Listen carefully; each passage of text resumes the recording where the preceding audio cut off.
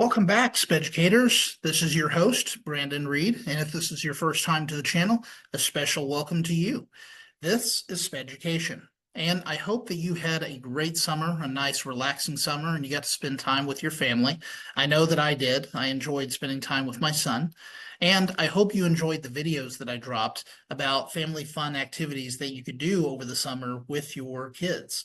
And if you didn't get a chance to see them, feel free to still check them out because it doesn't just apply to the summer. You can watch those videos and get ideas for fall break, winter break, or even spring break. So it is a new year and we have new lessons. So without further delay, let's dive into today's lesson. Today's lesson, cell phones. So for those of you who are not from Indiana, or for those of you who are from Indiana, but you didn't happen to hear about it, Indiana just passed a new cell phone bill, and the cell phone bill applies directly to schools. So what does that mean? That's right. Indiana passed a new cell phone law that applies directly to schools. What is it? Well, it's Senate Bill 185. It's the Student Use of Wireless Communications Device Bill. And in it, it states, as used in this section, instructional time has the meaning set forth in IC 2030.1, subsection B. As used in this section, wireless communication device means any portable wireless device that has the capability to provide voice, messaging, or other data communication. Okay, I could go through this bill with you line for line, and there is a lot here, but I know that you don't want me going on for like 2 hours talking about what this bill is. So in summary, I'll make it short and sweet for you. So Senate Bill 185 basically states no child shall be permitted to use a communication device, or also known as a cell phone, during school hours. Furthermore, it is up to the school to determine how this policy will look. Now, keep in mind that a lot of schools already have a policy in place for cell phone use. This bill simply states that if a school does not have a policy, they must come up with one. The only conditions in which the student may be allowed use of a communication device is under special circumstances, such as if a teacher is teaching a lesson that requires the use of cell phones, if there is a medical emergency, or if the use of such device is written into the student's individualized education plan, their IEP, or if the use of the device is written into the student's Section 504 plan. Those are the only two provisions that would allow a student to use a cell phone while in school.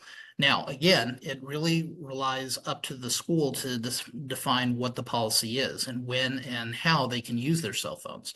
But how is this sitting with the public? Well, the general overall reaction has been positive. A lot of parents are in encouragement of putting a no cell phone use in the classroom in place, and many other states are looking to do the same thing. And as a parent myself, my wife and I, we have a difference of opinion, but we do agree that cell phones shouldn't be in use during classroom instruction time, and so do many others. We don't permit our sons to take their cell phones to school, as stated by Shanta Stockton Barnes, one of many residents in the state of Indiana who agree with the bill.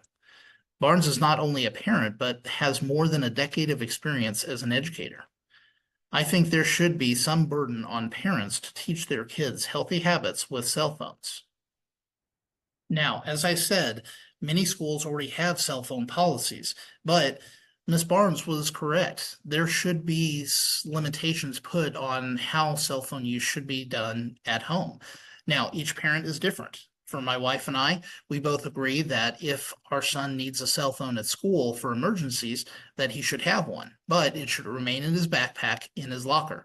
And on days where he gets off the bus early and me and my wife may not necessarily be home, he has a key to get into the house, but we always make sure that he has a charged cell phone in his backpack. That way we can track wherever he is, and he has access to contact us when he gets home to let us know that he made it home safe. But again, that's our policy. So what do you think about the cell phone law? And what are some policies that you implement in your house in regards to cell phones? I would love to hear it in the comments section. So if you liked what you saw today or you found it interesting, please click the like button. And if you want updates on future videos, feel free to click the subscribe button and ring the bell for updates on future videos. And as always, it's been a pleasure speaking with you, and I'm looking forward to this new school season and the new lessons that we have. Which brings me to my next point. What are we going to be learning about next week? Well, you're going to have to tune in to find out. So until next time, class dismissed.